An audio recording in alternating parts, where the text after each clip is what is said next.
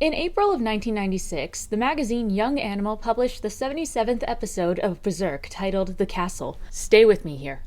In this chapter, we see a young boy running through the streets of a city, trying to find his way to a castle he sees in the distance. He stops to ask for directions and is pointed down a path, only to find that the ground beneath his feet is littered with bodies. He is shocked, afraid, disgusted. He doesn't understand. He shouts at the old woman who gave him directions, demanding to know why she lied to him. But of course, she tells him, the path he's walking is the only way he can get to the castle he sees in the distance. We as readers recall that this boy is not just a boy. This is the child who would grow up to be the mercenary and political schemer known as Griffith. A man who has clawed his way to nobility with cunning and skill in the business of war. A man who has led hundreds of men into battle and assassinated many rivals to accomplish his dream. A dream of his that hundreds of others have given their lives to help him achieve. And all these years later, Griffith sees that he has created a literal mountain of bodies underneath him, building up a path that will rise above the walls of the castle. He looks down this path and he continues to climb it. If I apologize, if I repent, everything will come to an end. I'll never get to reach that place. Arcane is a tale of ambition, where men and women's dreams are tested against what the sacrifice of achieving such goals may cost. Jayce wants to create revolutionary technology. Mel wants to build Piltover to heights that are so great that they will even impress her mother. Silco wants taxation with representation. And I know it's incredibly on the nose, but I do like looking at this castle metaphor that Berserk used when it was describing ambition in the framework of acquiring power, and using that to reflect on other character arcs that have similar character beats. Because another note about Griffith trying to get to that castle is that he acknowledges that he can't take everyone with him, and many bodies are lying on the floor that are helping him get to what he wants, but they are going to be ultimately sacrifices who can't share in his glory. Because the very nature of power is exclusive and limited. When it becomes power over others, that's when bodies start to hit the floor. And when I look at Arcane, I see this wonderfully human sentiment, which is how all of this ambition is thwarted by the human cost. And I think a lot about what our leading characters were willing to sacrifice and what was their line in the sand. The specifics of what their castle is and what the bodies they would have to walk across represent is incredibly telling. Don't threaten the guy who pours the drinks. We can start with perhaps the easiest one-to-one, which is Vander's ambition. Because as Silco references, Vander also dreamed of independence, but with revolution, there's risk. No one who is happy with the status quo joins a revolution. There is too much to lose. It comes with the loss of your livelihood. It comes with criminal conviction. Threats and enactments of harm on your body and those of your loved ones, your home, and your community. Vander goes through this entire arc within the first 2 minutes and 30 seconds of the entire series. I'm not even exaggerating. Though you have no context for the opening Nightmare in Red besides a child's song and the looming eyes of Notre Dame, you later learn that this conflict is the aftermath of an uprising that did not get very far.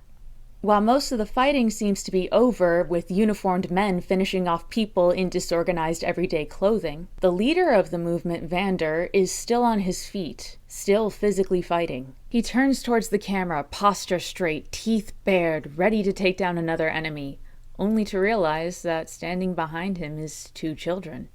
They're scared, they're alone, and they've come looking for their parents, who we discover alongside Vander are casualties of this war. These 2 little girls are now orphans because of him.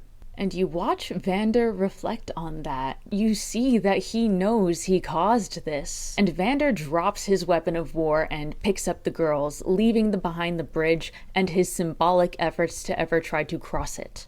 His ambitions are overruled by the importance of maintaining life. And when we meet Vander years later, he is at the completion of his arc and he is now a beautiful static character. While members of the underground feel pressure under Piltover's enforcers bearing down on them, Vander preaches inaction. But the problem is now that it doesn't matter if Vander doesn't have ambition. His community is in danger regardless, and the only way to sidestep escalation is to give up either the lives of his children or his community. 2 things that he has worked for years to protect with his complacency. Vander refuses to name a fall guy or rat out his kids. And with his ambitious goals already abandoned and his unwillingness to sacrifice anyone else, he gives up his freedom. turning himself in and offering to go to jail for his surrogate daughter's safety and for the Lanes. The only acceptable sacrifice to him is himself. This confuses Silco, who was his fellow revolutionary years before. And we will get to Silco, but Vander's story is important to focus on because it's our baseline. This is a man who looked at the castle, started walking down the path, and then saw the corpses beneath his feet and decided no, because to Vander, the people of the Undercity are his entire point for pursuing power. And if they can't climb up to the castle with him, it's pointless. But then we get to someone like Mel. Steady is stagnant, Allura. Mel is not unfamiliar with war. She grew up surrounded by it and its costs. The violent path and the human cost of war was too much for her to bear. Mel's disowned from her family because of her soft heart. She's still seeking out ways to build up Piltover and impress her mother, but she wants to do it without directly walking over corpses. She will still keep climbing, however, if the bodies are metaphorical ones. Mel is used to weighing and measuring people for how useful they will be to her. She charms people who she needs the favor of, and will usually inspire others to be her mouthpieces or potential fallmen. She wants to make Piltover great through wealth and capital and innovation. As a result of this, she's encouraging of new ideas and risk, but so long as they don't really risk her position. For instance, when she helps Jayce and Viktor sneak into the lab to experiment on their magic hex tech, of course she takes a chance on them. She's not risking anything. The only thing that can possibly go wrong is that Jayce gets more expelled and Viktor gets fired. And from that decently minimal calculated risk, she is able to reap the rewards 10 times over. The other council members are not given enough characterization to really seem like actual threats. They're all just kind of hanging out in the metaphorical castle that is Piltover, throwing their trash over their shoulders into the pile of bodies that is just Zaun's terrible state of living. But directly, Mel does have to be responsible for the fall of others. It's just more along the lines of, political and business corporate energy. She's basically Piltover's Silco. She's a politician first, but is willing to work with anyone even if she doesn't personally like them, for the sake of accruing her own power and reaching her own goals. And physical power is obviously not her style. She's instead diplomatic and fairly clear about what her intentions are. She's a counselor to Piltover who has politically outmaneuvered many enemies, but the Undercity is still a part of her jurisdiction and a victim of her neglect.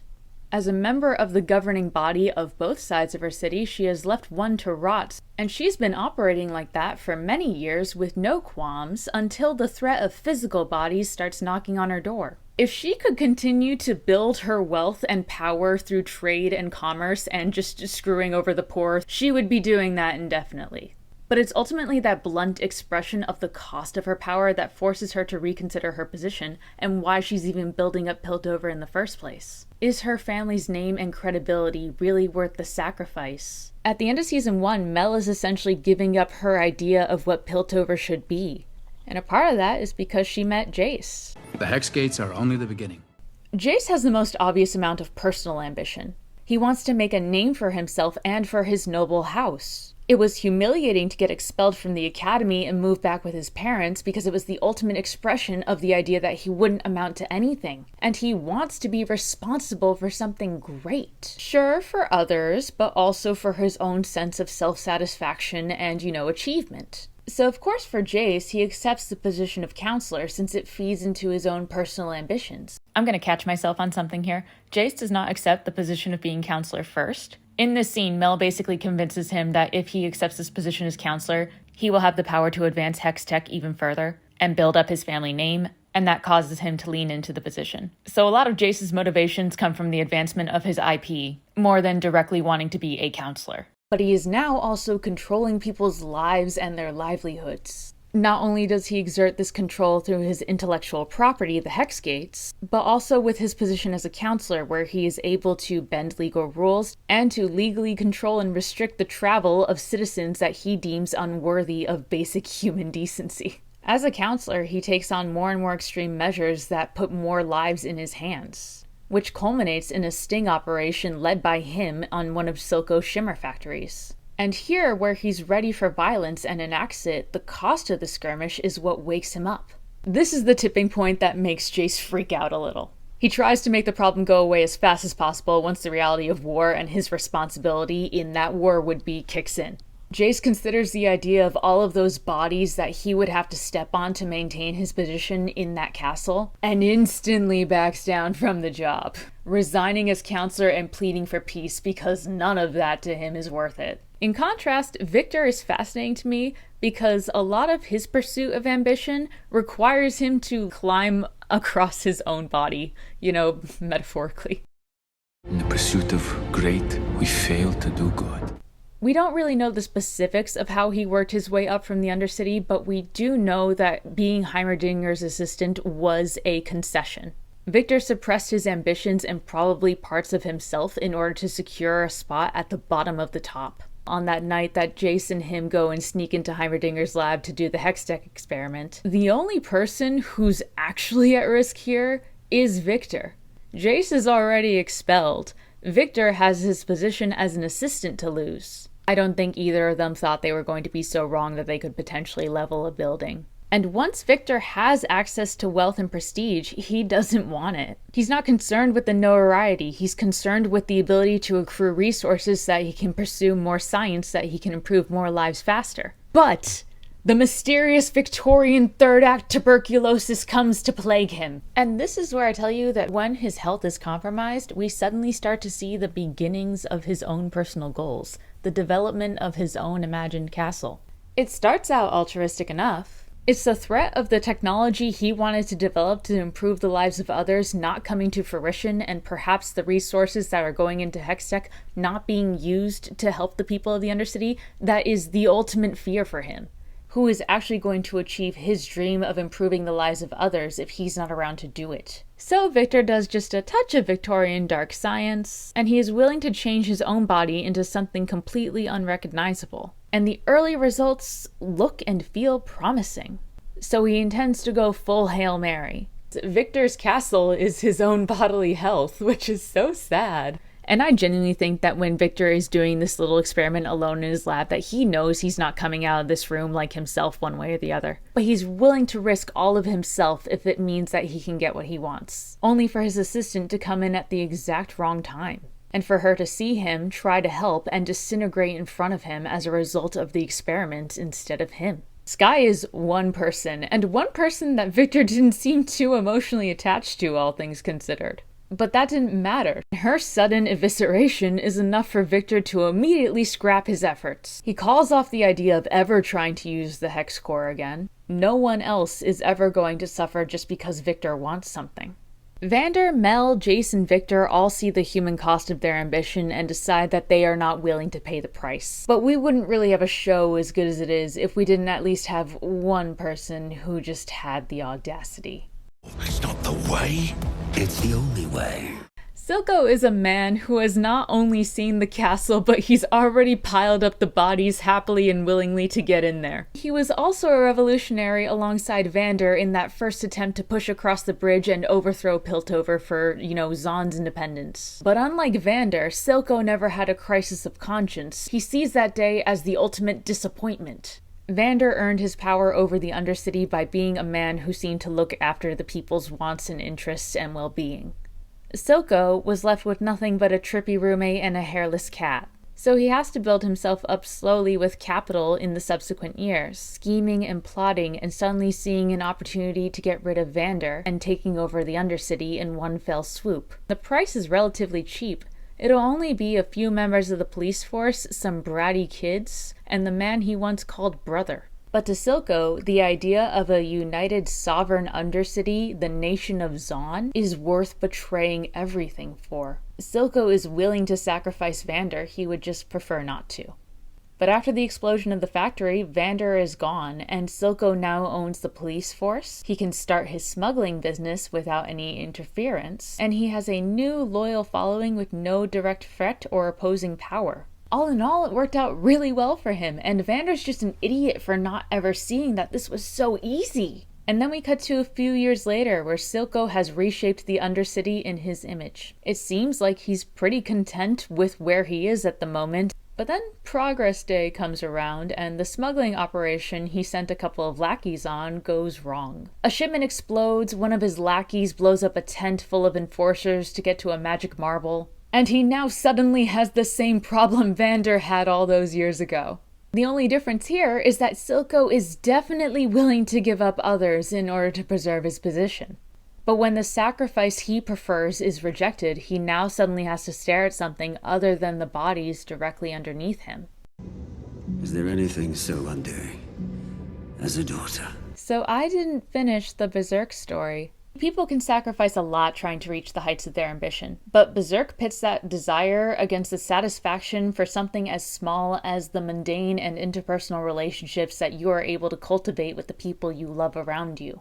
Griffith has this vision of climbing to the castle, but the bodies are not quite as meaningful as you would think. Most of them represent distant connections, followers to a cause, idealized sympathizers, employees. There are some deaths that have affected him more than others, but he's willing to bear that price, knowing that they wouldn't be there if not for his ambition, but also knowing that he needs them to achieve his desires. Before he commits his ultimate sacrifice and achieves ultimate power, he has to look back one last time and see a man more significant than every body in the pile around him, who has been by his side for more than a decade. The only person he has ever considered an equal in his life. The only man that could make him forget his dream. That path, as gruesome and costly as it is to carve out to get to the castle, is nothing compared to sacrificing his best friend. I think, for the longest time, Silco saw Jayce as a tool. I think when he first adopted her, it was out of a sense of sympathy, but also out of a sense of ego. While he allows her freedom and does care for her at the end of the day, he hasn't created an environment where his daughter can flourish. He has poisoned her against the world and made her incredibly dependent on him. But I don't think he actually ever had to consider how much she meant to him, and perhaps that even snuck up on him when he realized that he would have to sacrifice her in order to accomplish his dream of having an independent Zon.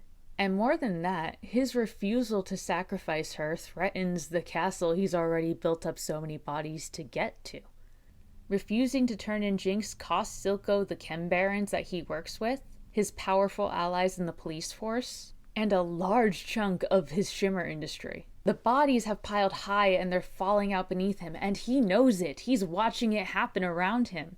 And you can see how much Silco has lost trying to keep Jayce safe in this one scene with Sevika. Sevika is like Silco's innermost circle. She has always kind of been there for like the people of the Undercity. When Vander wasn't serving their needs, she moved over to Silco knowing that he had a plan to aspire to greatness. Like, she's always been consistent. I love her for that. But in this scene, Sevika isn't loyal anymore. Were you tempted? Not for a worm like him, but he won't be the last. Unlike years ago, Sevika sees that Silco doesn't have the Undercity as priority number one. But she also doesn't have an immediate alternative promising her what she would want. But there will be others. Silco's lost her already. It's just a matter of time. The moment somebody is willing to run the Undercity better than he has been recently, she will be gone and he will have no one left. No one except... And this is where we get Silco sitting on a fountain soup with his dark night of the soul, working through the one thing that Vander figured out at the very beginning of this series. He climbed so high, he brought so many people with him with the promise of achieving his dream. And he's almost there. He almost has it all. But that final sacrifice is too much for him. And Silco gives it up. All of it. No more Undercity, no more power. He has literally nothing after this, but his ambitions fall away when he sees that the final asking price is his daughter.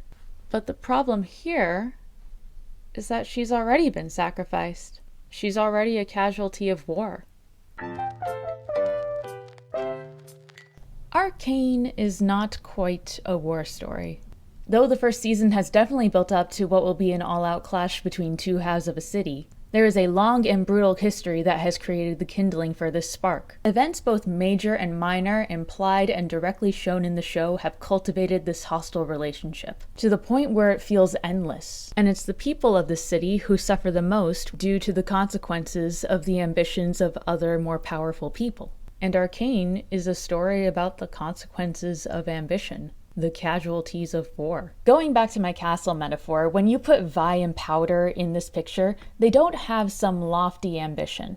They have no grand plans to change the world. In the first half of season 1, Vi wants to prove that she is a good leader and maintain the safety of her family, and Powder wants to be useful. In the second half of the season, Vi just wants to find Powder, and Jinx just wants to be useful. They're not motivated by lofty dreams or goals. They never see a castle in the distance because they're one of the many bodies that are underfoot. These are two sisters who lost their family to an uprising at a young age. They have lost their potential lives with their families, their homes, their sense of normalcy, and now take up residence with the man who led their parents to their demise. In the first scene in the show, the reason you actually don't have any context for why there are men in scary masks on a red bridge is because it's from Vi and Powder's point of view. It doesn't matter why anything is happening, it only matters that there is loss. Monsters in uniforms took Vi and Powder's parents away.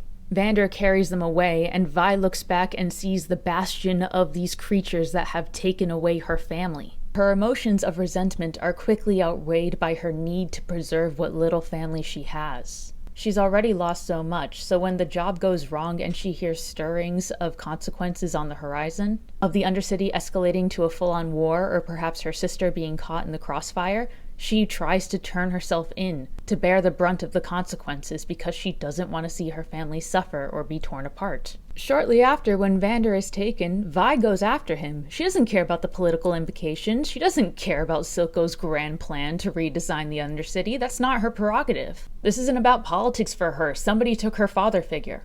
And Powder just wants to be useful.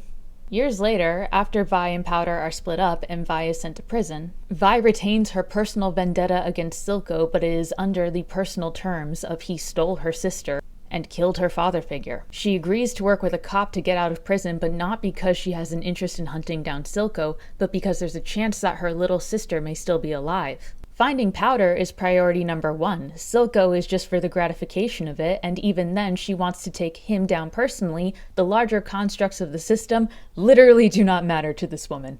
And I think about this whole framework for both Powder and Vi. For Powder's abandonment anxiety and Vi's need to maintain or exert control by punching out her feelings and physically taking action whenever possible. Vi and Powder's relationship is the final casualty of this war between two halves of a city. Powder fell down a well years ago, but she dies the night her sister cannot unflinchingly choose her above all else. That final shot with a rocket is not motivated by Jinx's larger political schemes. This is pure rage and grief and loss made manifest. Jinx doesn't want to climb up to the castle. She wants to destroy it. Well, congratulations for making it this long. I'm going to go drink some hot chocolate and stare at the ceiling for a while. I suggest you do that too. Thank you again to my Patreons for making this possible. We're going to make a much happier topic this upcoming month, I think. If you like this video, like, comment, subscribe, I guess. It helps out the channel. I don't really know how algorithms work, but I do know that you're supposed to tell people to do that. You exhibit free will however you desire.